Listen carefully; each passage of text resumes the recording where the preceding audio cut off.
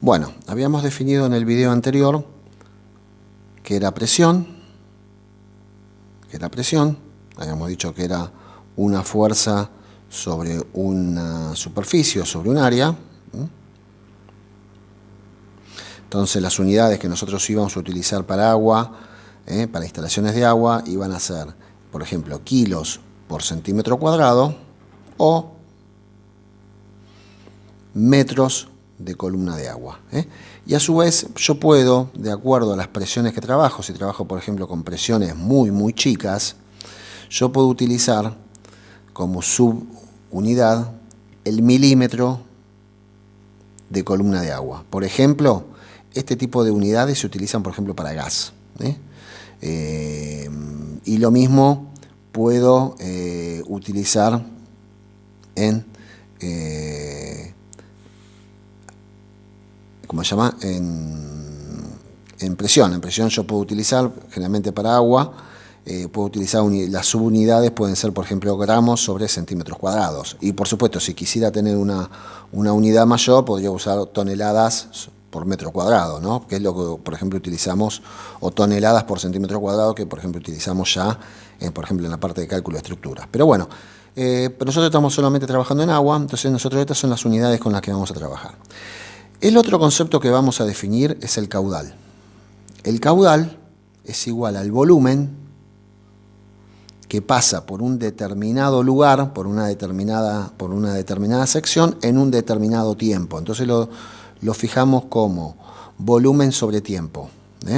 Esto es igual a V mayúscula, volumen, esperen que voy a borrar acá, volumen dividido el tiempo. ¿Qué unidades podemos tomar tanto para caudal? Bueno, esto va a depender también del caudal que queramos medir. Por ejemplo, podemos medir, si necesitamos caudales muy chicos para medir, podemos utilizar, por ejemplo, el litro por segundo, o podemos utilizar, por ejemplo, el litro por hora. Acá trabajo volúmenes chicos, pero con caudales grandes. En este caso lo que estoy trabajando son caudales muy chicos. ¿Por qué? Porque estoy midiendo, por ejemplo, la cantidad de litros que pasa en una determinada hora. El lapso de tiempo es muy grande y yo estoy midiendo litros. Si yo, por ejemplo, quiero medir por ejemplo, volúmenes, caudales superiores, por ejemplo, yo tendría que utilizar, por ejemplo, el metro cúbico, ¿no? Y hacerlo el metro cúbico por minuto, por ejemplo, ¿no? Por segundo o por hora.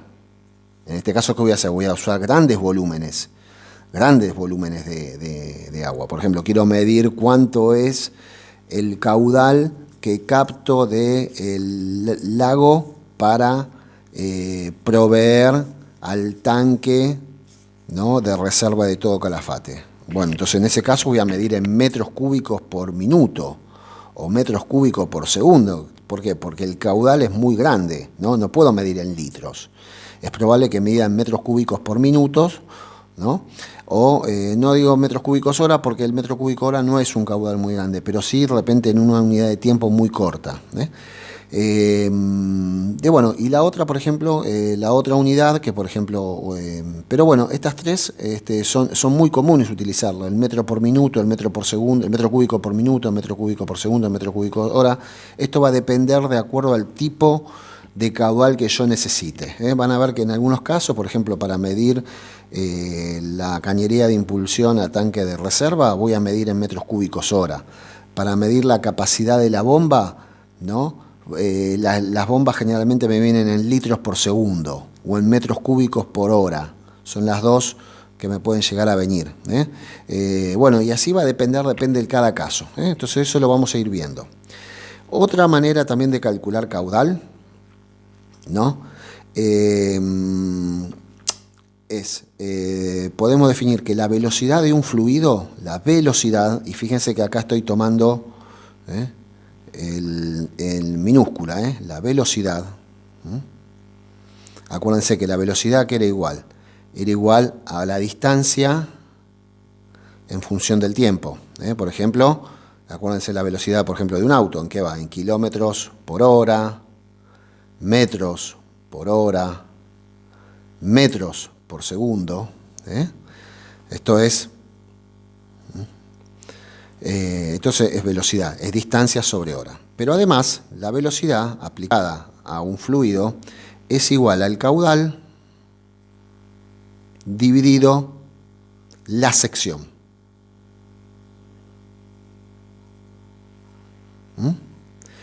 Entonces, ahora, ¿cuál es la única consideración que tengo que tener acá? Que cuando yo divido caudal dividido la sección, acuérdense que el caudal, ¿qué era? Era volumen sobre tiempo. El volumen tiene que estar expresado con la unidad de distancias. Por ejemplo, en este caso, caudal tendría que ser metros cúbicos hora dividido metros cuadrados.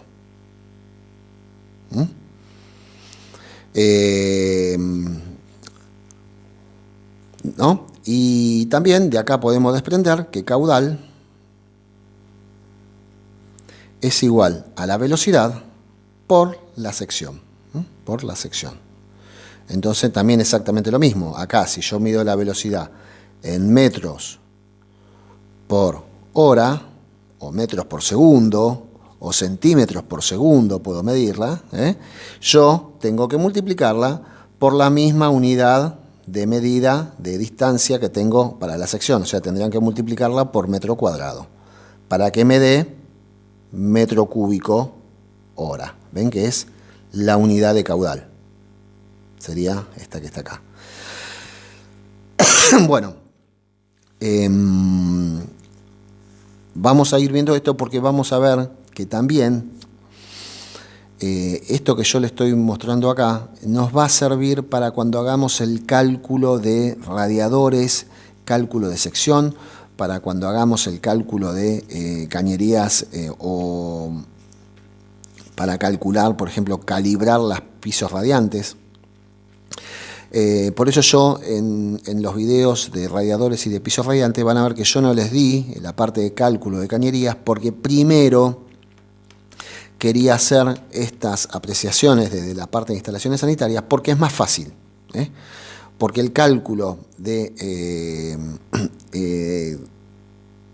cañerías en agua es mucho más fácil y después es todo lo mismo. Van a ver que es exactamente lo mismo. Van a ver que es exactamente lo mismo calcular, ¿no? Las secciones de una instalación de agua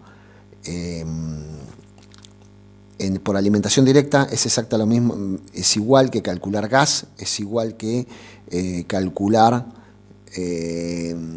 ¿cómo se llama? Calefacción, porque es todo lo mismo, es todo el mismo fluido, son fluidos, y a lo sumo lo que tendría que tener en cuenta, en algunos casos voy a tener en cuenta presiones, en otros no las voy a tener en cuenta.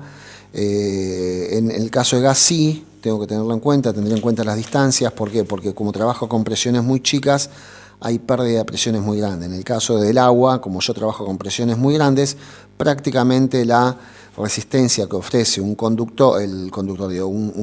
cañería es muy poca. Por eso pero es como que no las tengo en cuenta. Existen, por supuesto que existen, pero son consideraciones que después las voy a ir viendo y después las voy a ir explicando una por una. ¿Qué es lo que va a pasar ahora? Otro concepto que vamos a empezar a utilizar es el concepto de nivel piezométrico. El nivel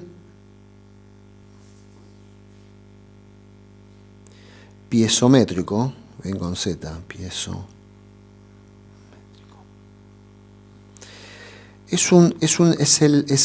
Se llama nivel porque en verdad es una presión. Esto es una presión, no deja de ser una presión.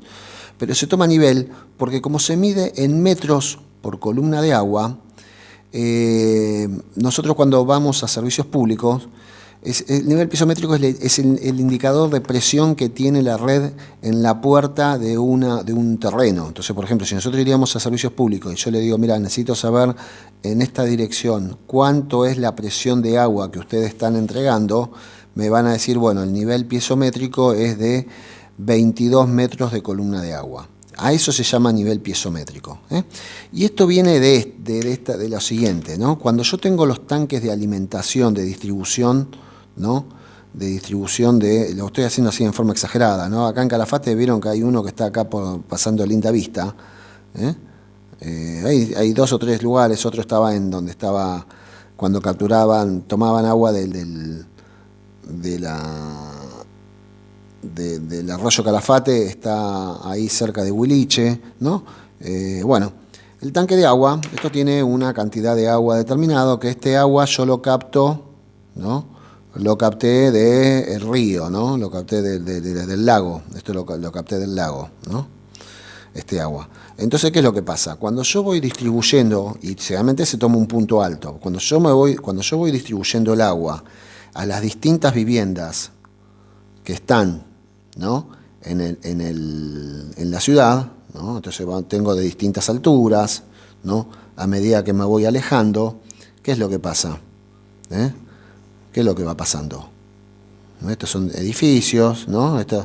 Nosotros tenemos más bien casitas. Bueno, entonces yo cuando distribuyo el agua,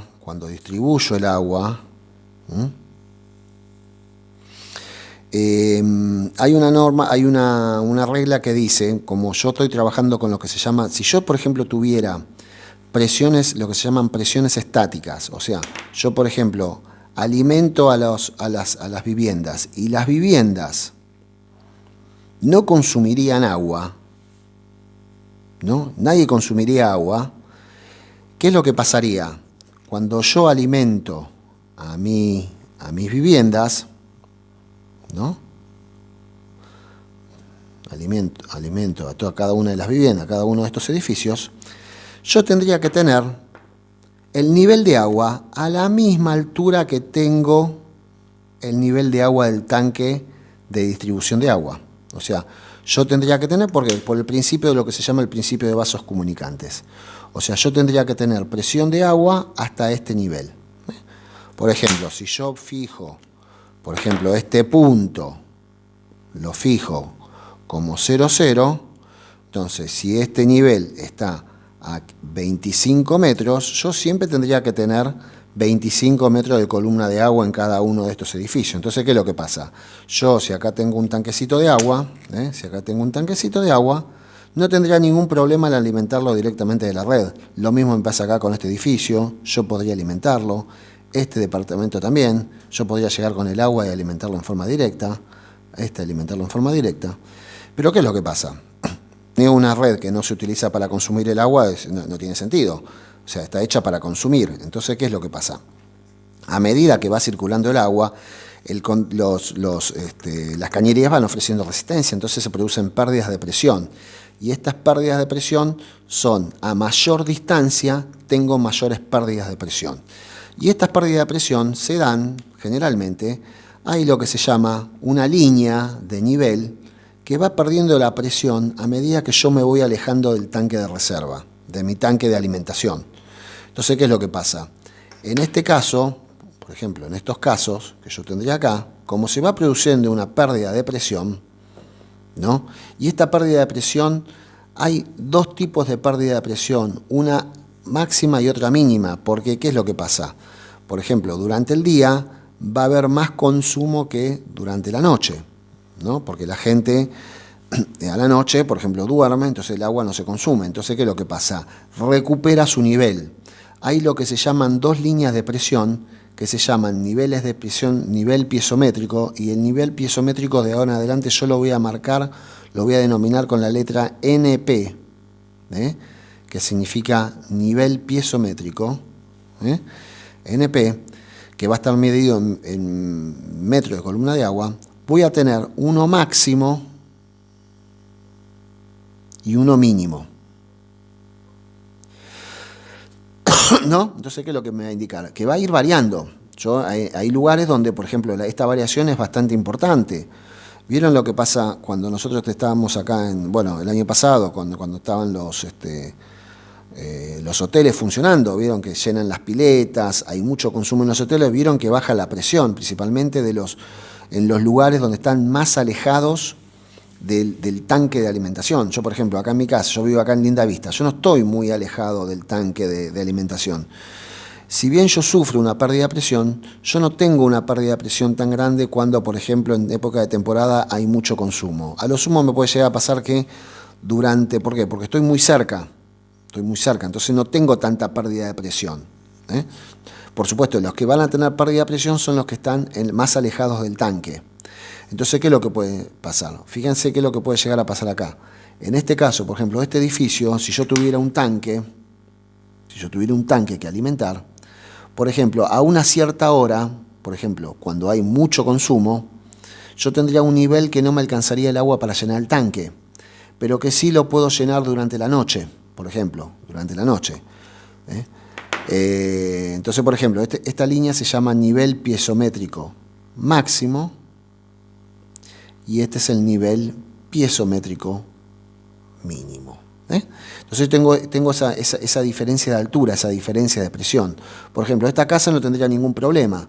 ¿Por qué? Porque tanto el máximo como el mínimo siempre están por arriba de la ubicación del tanque de reserva o de la altura máxima que tiene esta casa.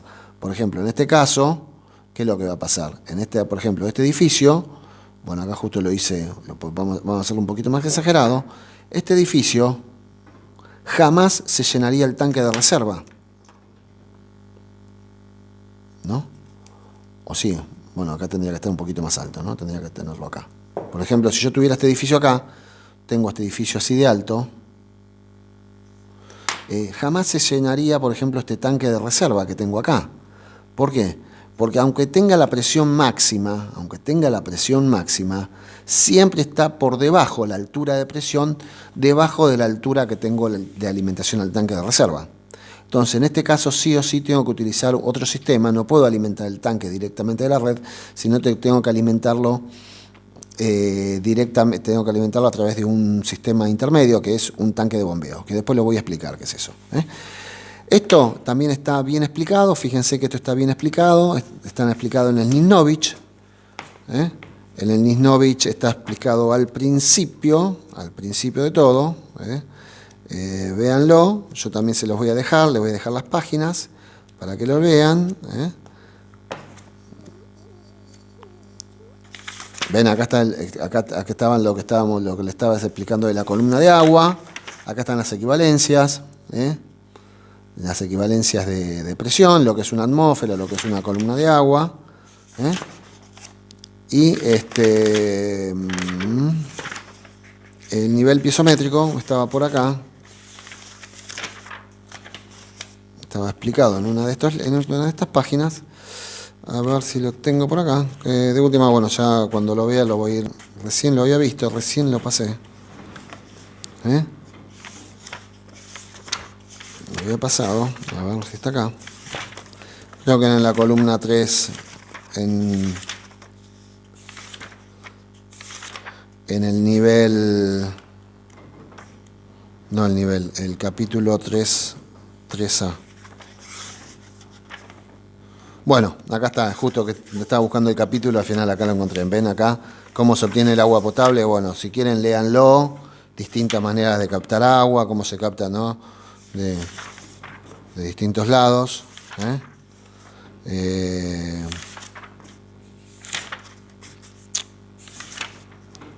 Y esto es lo que les decía de nivel piezométrico. El nivel piezométrico, léanlo esta partecita, que está en la página 3C2, esta página que está acá, la página 3C2. Acá también está explicado lo que es la presión estática y lo que es la presión dinámica. Esto aparece en el Nisnovich, en el capítulo 3C2. Después se los paso al Nisnovich. Vamos a hacer el otro video, voy a cortar acá para que no se haga tan largo.